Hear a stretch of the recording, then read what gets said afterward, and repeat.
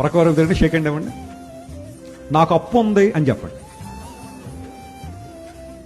చెప్పలేదు కదా కొంతమంది, చెప్పారు లేదా?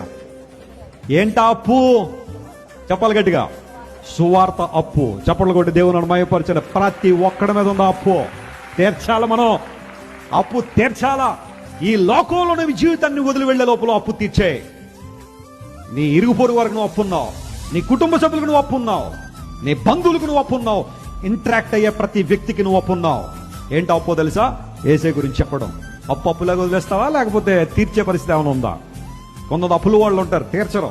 అప్పులు చేసేటప్పుడు మాత్రం చేస్తారు, కానీ తీర్చేటప్పుడు ఇస్తామండి, ఎక్కడికి పోతామండి అని ఆ అడిగే వాళ్ళ మీద ఏం చేస్తుంటారు కొంతమంది, తిరుగుబాటు చేస్తుంటారు. నువ్వు ఆ అప్పుల గురించి నేను ఎక్కువ మాట్లాడటం లేదు, కానీ సువార్త అప్పు మాత్రం అందరికీ ఏం చేయాలి? నువ్వు తీర్చేయాలి. అదే అన్నాడు, నేను రుణస్తుండంటే అతను పౌలు మీద ఉన్న రుణం ఏంటి, అప్పు ఏంటి అంటే సువార్త భారం ఉంది, సువార్త రుణం ఉంది, తీర్చేయాలి.